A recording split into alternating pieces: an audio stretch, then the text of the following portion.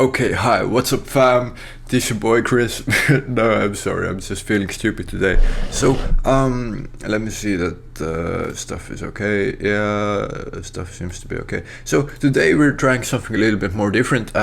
You see these all kinds of videos around YouTube, and obviously, some of them are not that great or amazing, and some of them are pretty cool and a brilliant way to learn. So today we are looking at this video titled 10 scariest things that will happen by 2050, and we're just gonna go along with it and see what makes sense and what doesn't make sense about it. Let's go.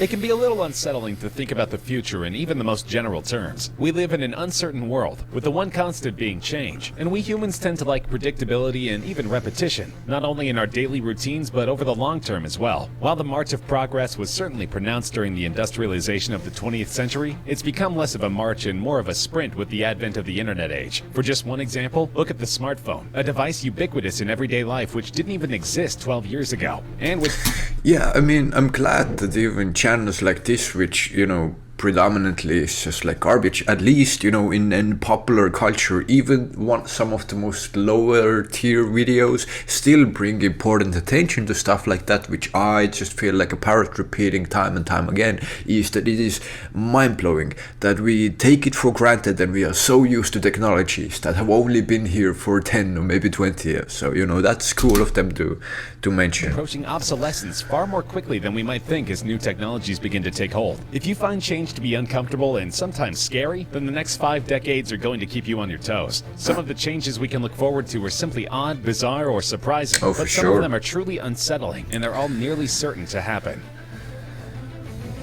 For some, this will be a quirky curiosity, and for others, an unthinkable terror. But if climate change continues on its current course, we may very well hit peak coffee before too long. The world's 2 billion cup per day habit is already being squeezed by warmer climates, and there's little in the way of agricultural fixes for the problem. The Arabica blend is by far the world's most popular, comprising fully 70% of all coffee consumption. And unfortunately, it's not a very hardy crop. It requires very specific conditions to grow properly, and rising temperatures and the accompanying heavier rainfall have begun to stunt the growth of crops around the world. Add to this the fact that crop-destroying pests and diseases all thrive in hotter, wetter climates, and you've got a complex problem with no clear solutions. Enjoy that espresso.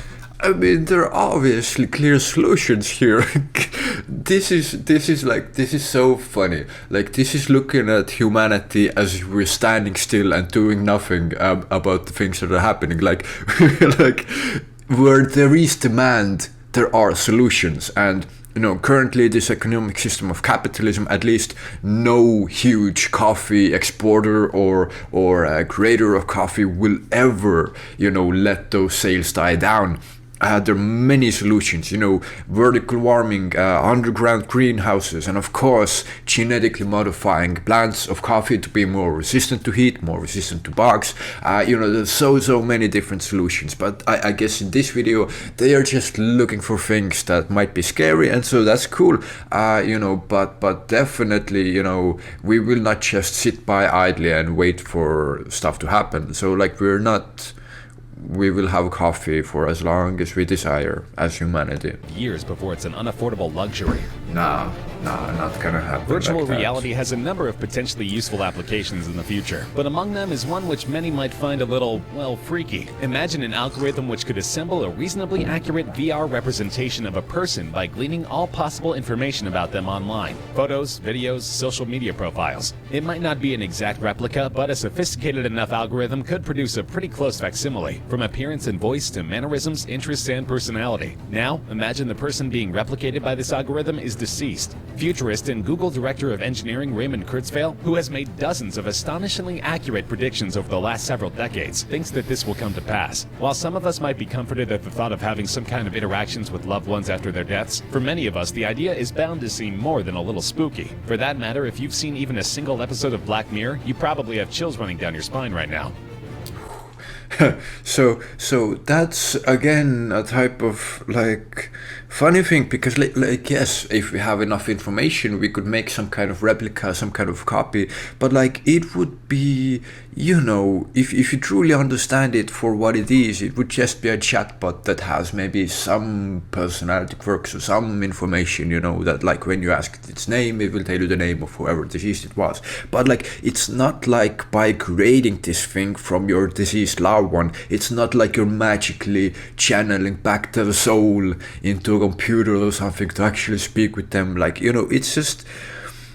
it's just not significant. I mean, not significant. It will be at one point when we're truly sufficiently advanced that these kind of copies and replicas we can make out of people, aided by strong artificial general intelligence who can truly like look at the pieces that we have available and then make a way better copy than just the information available, because this intelligence would be intelligent enough to fill in all the missing pieces by like, if this person posted a photo at that time and place, then what exact personality must have they had? What must have been going through their mind to, at this first day on, 2016, they made this Facebook post. Like, and, if you have enough of those pieces of information, then you can, with good enough intelligence, you can make quite accurate copy of someone. We're not quite there yet, but that would definitely be a possibility in the future.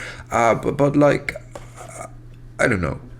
I'm sure you might feel differently about it if you have a hope of, like Ray Kurzweil mentioned, has a hope of resurrecting his father this way, so I get it. It would hit differently probably. But for me, there are like so many more interesting things than that. But I mean, that's a fascinating thing. So, Autonomous vehicles have made huge strides in just the past few years. Vehicles manufactured by Tesla come with a self-driving package which is constantly being upgraded via system updates to their onboard computers, and it seems all but certain that we'll be seeing more and more such vehicles on the roads in the years to come. But what will happen when this technology is perfected? Taking into account that the vast majority of deaths and injuries on the road are attributable to human error, the answer is obvious. Cars that require human operators will become obsolete. While this will make our roads exponentially safer, it will still be a little creepy to think about all those millions of cars busily carting their occupants wherever they need to go, with not a single human eye on the road.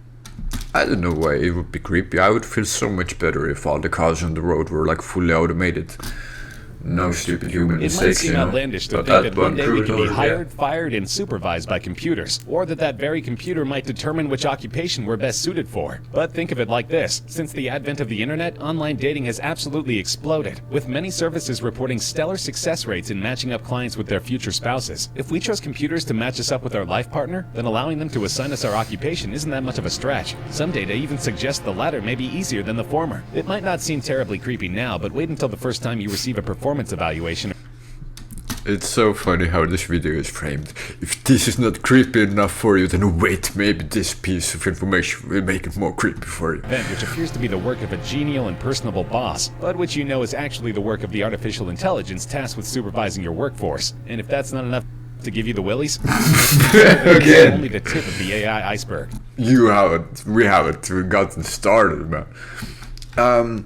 For sure, there are many arguments. I mean, I guess this is why I make videos in just one topic at a time.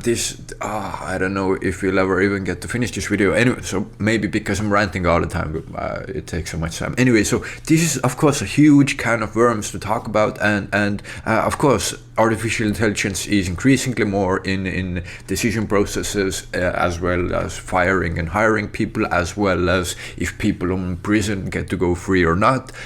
You have judges that are assisted by artificial intelligence systems, and then there are questions of the biases in those AI systems, because humans are biased. So statistically that AI would be more likely to release, let's say, a white person than a person who is non-white, and stupid stuff like that.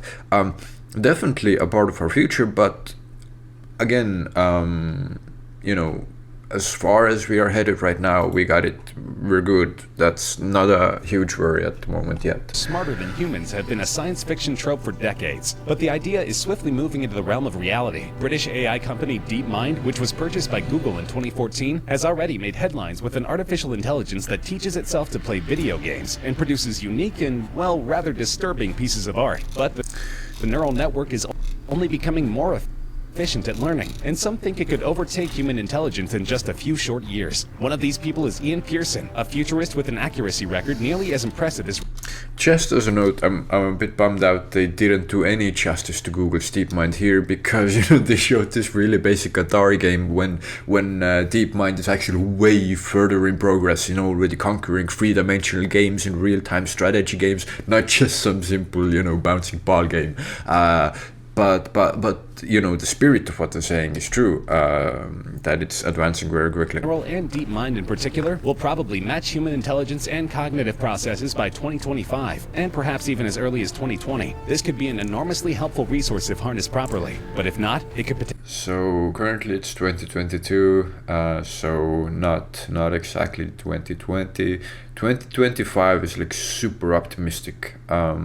As are pretty much all predictions. I mean, even people who are super pessimistic are still predicting it, in this century or like never. And that, in the grand scheme of things, is basically like right now happening. So arguing over a few years is important, but kind of funny in the grander scheme of things. So, my vote would be human level intelligence, which by then would already be way past human intelligence, somewhere around 2030 would be my guess, seeing how things are going currently. Spell the end of human existence, or at the very least human existence as we know it. Yeah. Once machines surpass human intelligence, there will be no practical reason not to think of them, and for them to think of themselves as the new dominant force on the planet. In the event that we're able to avoid a Skynet scenario, in which these super-intelligent machines decide that human life is a threat to the planet which must be eliminated, we may still find ourselves under the dominion of our own creation as second-class citizens of the Earth. Not only will such machines find it exceedingly easy to fool and manipulate our feeble human brains, they may also become the law, ruling the planet with an almost literal iron fist. Even today, technology known as laws or lethal autonomous weapon systems are in development, armed robots which can be controlled remotely to penetrate dangerous war zones. Their stated purpose is to reduce human casualties and make war more humane. But if they were to one day escape human control and become truly autonomous, it could spell bad news for our cherished freedoms and even our very existence. I have no words. Of course, the possibility also exists that we may not be so much wiped out by our AI overlords as assimilated by them, like the Borg in Star Trek. Machine-brain interfaces are becoming more advanced with each passing year, and even eccentric billionaire Elon Musk has recently launched a company called Neuralink, which aims to produce a reliable and safe uplink between brain and computer. There are surprisingly few technological barriers to this, with the main obstacle to widespread implementation being government regulation. But this is one instance in which erring on the side of too much regulation may turn out to be a good thing, assuming it's truly for the purposes of safety and efficacy. It's also easy to imagine a world in which the advantage of direct brain uplink to AI is available only to the privileged few who can afford it, leaving the rest of us at the mercy of the cyborgs. Some may find this more fascinating than scary, unless you have an acute fear of heights or a certain variety of claustrophobia. According to Shore Architecture, a forward-thinking design and research institute with an aim to create sustainable future environments, the cities of the future may not be cities at all. Rather, they might be skyscrapers, enormous, towering, self-sustaining structures far taller and more complex than present-day buildings. Such structures have the capability to be erected in the middle of existing cities. So it's funny whenever, people like why I noticed this video, 10 scariest things that will happen by 2050. Immediately, red flags and alarm bells of critical thinking went off in my head when you have no idea to know. Even the world in 10 years from now is completely unpredictable. There are definitely some things that we can predict, things that will happen by 2050 for sure. Okay, we see some galaxy cluster moving or some star rotating around the black hole, and we know that, by 30 years it will move that distance. Okay, you can say things like that for sure. You can make some wide assumptions about humanity in general, as well as, population growth, for example. But if you're getting more precise than that, then that is already kind of being way too certain than you should be.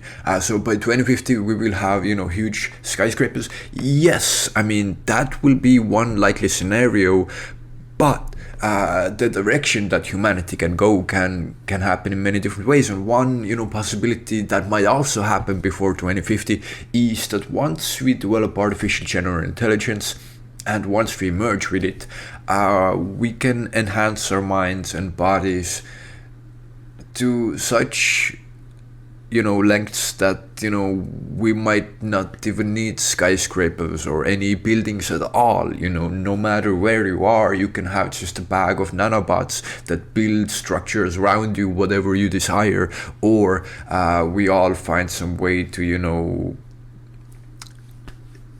create our own simulations to live in, not needing to exist in the physical space, except, having, really secured sort of server farms or whatever where all of our civilization is run. So yes, but again, with these predictions, it's like, making these predictions, and like there's so many different things that influence each other. So it's just tough to say. This is just making the assumption that if like nothing else changes, then humans stay the same. We still need living space, and that is not such an out there thought. It's totally possible that this will go in this direction, but like that's fine, whatever. Than a conventional skyscraper. It may take a while for some of us to get used to living in a single structure with a population of 100,000 or more. No, and if you suffer from acrophobia, simply going for a walk might be a terrifying experience. The design known as the endless skyscraper might be of tremendous benefit to future generations. Since the advent of the internet, privacy concerns have grown exponentially. The web makes identity theft far easier than it ever was in the past, and the proliferation of smart appliances such as TVs and refrigerators have also led us to concerns over just how smart these devices are, and whether they can essentially be used to spy on you in your own home in order to collect data for advertisers. But just as George Orwell predicted in his seminal anti-authoritarian work 1984, the future may see privacy become a thing of the past, and we may be all too willing to give it up. We've seen in recent years that many governments are keen to exploit security concerns, such as the threat of terrorism, in order to attempt to strip civil liberties and institute mass surveillance to a degree which we've never seen before. If we continue in this vein and allow xenophobia and paranoia to become the norm, it's easy to envision a future in which Big Brother is actually watching us all the time, even within the confines of our own homes. But he won't need a two-way TV screen. Scientists are currently working on so-called smart dust, microscopic particles which could work together to monitor any environment at any time, with nobody being the wiser. With nobody being the wiser, what the fuck do you mean? I mean, such things such as this smart dust, which might be possible to produce, definitely. I mean, just a matter of time. Wouldn't be like, you don't care about people. People are boring and predictable for the most part. Like Google already knows, like, majority of things about you, where you go, when you go, what you search online, and like putting these things together, they have like quite a clear picture of who we are as human beings. I mean, you don't need cameras in people's homes anymore. You don't need to record what they're saying 24/7. That's not the complicated problem, and it's not so interesting either. So, that's kind of silly fear that, spying on us, like, it's not so interesting. Most people, at least. So smart dust, the applications for this would be wonderful and necessary, not such a huge thing, but still a part of the future until we go further into the future. It's just you put them in tons of places and you have much better, weather prediction. For example, you can analyze the moisture in there at a certain time, temperature at there at a certain time, air pressure, like 1,000 other things, and you can put that together and you have even better, weather prediction and what places need, more energy at a certain time, etc. And so many unforeseen applications as well. So that's really cool, not scary. We've seen how technology run amok could lead to dire scenarios for humanity, but any scientist worth their salt knows that perhaps the single biggest threat facing... For the record, I like the movie, I love it. I guess I just saw it as a child, it's stupid, it's one of those stupid sci-fi movies, but it's fun, And in the future is ongoing man-made climate change. The world's population is only expected to increase, and the effects of climate change will stress this increasing population in a number of ways. First, most of us will be forced to relocate to cities and inland areas, as coastal regions will be rendered completely uninhabitable by rising ocean levels. As temperatures rise worldwide, the heat will place a severe strain on labor and agriculture, meaning that there will be less food and energy to go around. We may not have yet reached the tipping point at which climate change will become irreversible, but unless we form a serious commitment to renewable energy, we will very soon, and the world will become a much different place. So this is a complicated issue. Again, like their point of view, like whenever they're speaking about this kind of future, their point of view pretty much is that like human beings will remain static and we just wait in a corner, and then in like 30, 40 years, we're running out of food. But like no, as we spoke about before, that's not what human beings are. We solve problems, we look for solutions, we are smart and pretty ingenious. As dumb as the average person is, there are amazingly wonderful, clever, smart people who are working on solving the problems that we are facing. So we'll take care of that. One thing is that like it is super annoying that climate change still isn't being taken so seriously. So the temperature is rising, will rise, but I would already say that like it's not so. It's a thing, of course, cutting back on fossil fuels, etc. That is the direction we're going anyway. But I believe the actual solution will be in reversing climate change, so capturing carbon from the air in efficient ways, stuff like that. Actively, reversing climate change, not just, stopping doing the bad things, but like actively reversing that. And our technology and artificial general intelligence will definitely allow us to do this. Why it does hurt me as a human being, because our planet and nature is beautiful, but why it's not like a number one priority worry for me when I think about future and existential risk is because artificial general intelligence, if we can create it, and I think we can, will happen way sooner than any of these horribly extreme effects of climate change. So once we have this intelligence, that will exponentially boost our ability to deal with and solve these problems of climate change. So either we die and kill ourselves or we create AGI, but that will happen before the serious issues of climate change. But yeah. The Athabasca Glacier in Canada is one of the largest in the world, the largest of 6 ice sheets that form part of the Columbia Icefield in Jasper National Park. Every year it receives up to 7 feet of snowfall, and every year hotter summers and longer fall seasons cause the glacier to lose up to 5 meters of ice. This may not seem like much, but over years it adds up to a level of shrinkage practically unprecedented in modern history. In 1994, the glacier was estimated to stretch over about 325 square kilometers. Nearly a quarter century later, it stands at about 220, having lost almost a third of its ice. We can expect many more such shrinkages to take place, leading to greatly increased runoff and rising water levels, which ironically won't keep water from becoming our planet's most valuable and scarce resource. The changing climate means that some areas will begin to experience severe flooding, as we've already seen with some of the larger hurricanes over the past several years, and others entering periods of severe drought like the one California recently endured. On top of this, rising water levels don't necessarily mean more potable water. Quite the opposite, as increasing populations in areas lacking modern sanitation techniques will lead to a marked increase in water pollution. The World Wildlife Fund weighed in on this issue with a terrifying estimate. By 2025, 2/3 of the world's population could be facing water shortages, and the accompanying strain on ecosystems around the world will only have the effect of worsening the problem. But the damage we're doing to the environment is multifaceted, and a shortage of water might not even be our most pressing issue. Again, about what they're talking about. It's the mentality. It's the point of view that humanity will just sit back and like wait for these problems to become overwhelming. No, by that time we will have way better solutions. Even now we have ways to create clean water, fresh water from seawater. It does take a lot of energy, but energy we will figure out in better ways anyway. So if nothing more, then at least we will have more efficient energy generation, and that means more efficient, more widespread ability to desalinize and create fresh water in all kinds of different ways. But our sciences are advancing really quickly, and again, artificial intelligence as well will help with these issues.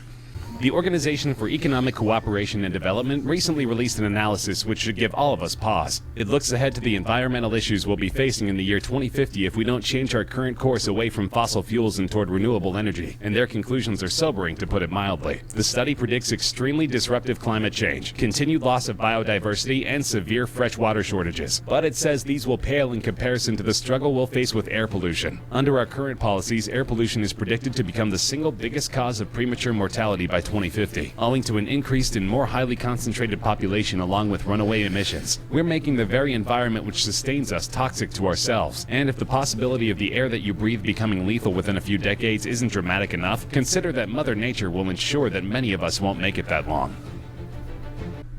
The air won't become lethal.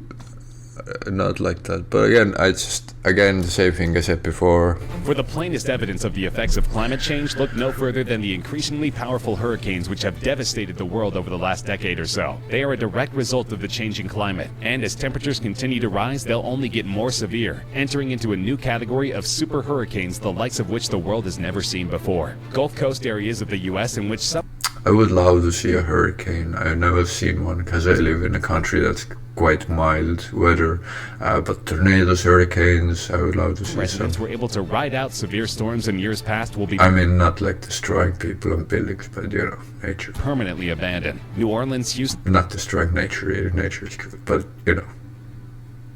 mountains. and many other Ocean. major cities in this region will be destroyed. Hurricanes may push further inland than they ever have before, and their sheer destructive force will rival that of any weapon of war ever conceived. In fact, these killer storms will likely dwarf any casualties of terrestrial warfare by this time, because wars may have very well moved on to the final frontier.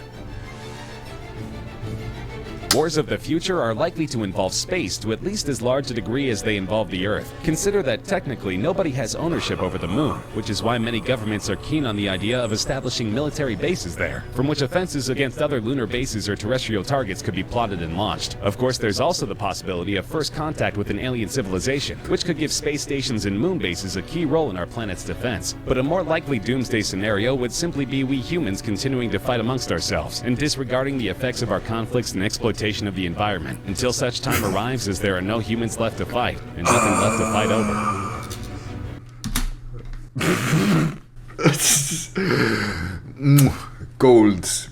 Gold ending, golden, perfect. Nah, I mean, it's just so stupid. Nah, it's so stupid. No, I get how the video is made. I get perfectly who this video is made for. I know the target audience. I get it. It has some good thoughts in it. Legitimately, and they're not like evil intent. I would hope so. But I would just hope that the people making these videos are just ignorant, rather than just feeding people the most generic, stuff. But anyway, by the time that we would have military moon bases, again, we would either kill ourselves or we would have artificial general intelligence. And once we have artificial general intelligence, people know what I mean, AGI, so I'm always afraid that when I say AGI, then someone would be confused, like, what does he mean by AGI? Artificial General Intelligence. Once we have that, all of this will change, and it will change so profoundly and fundamentally that, humanity as we know it right now will not exist anymore. Not in the same form. So everything we know about, human nature and war and, this need and lack of resources and these pointless aggressions and things like that, all of that will truly be a thing of the past. So my view is we either kill ourselves in the next few decades, or we will develop AGI and other technologies, and AGI of course will be the main driver of all of the rest of future technologies. And AGI is not like one thing. There would be it would start with one, probably AGI, but that will diversify into many different specialized, even more specialized AGIs, but they will also be AGIs. So okay, now I'm just confusing myself as well. But so no, that is just, again, thinking about the future and, assuming that everything stays the same. And of course, as a human being, I don't need these anymore. Of course, as a human being, it's simply not possible for us to take into consideration of all the possible variables and factors that will develop and change our future. So the closer we come to AGI, and as it was true in the past as well, the further along we are in the timeline to the future, the narrower is the space where we can still say anything with confidence. So, you know, 1,000 years ago you could say something about the next few hundred years that would have been fine, but now you can't say a lot about next few hundred years because, you know, confidence in that there's just too much change and chaos and too many new emerging technologies and things changing, blah, blah, blah. So I hope you got the idea that, you know, at least my view, this is now me expressing my opinion. I think in the next few decades we will either kill ourselves or create technologies that will save us or kill us also. So thank you so much for watching. I hope this was something interesting. If you have any thoughts, please share them in the comments. And of course, thank you so much for watching and take care.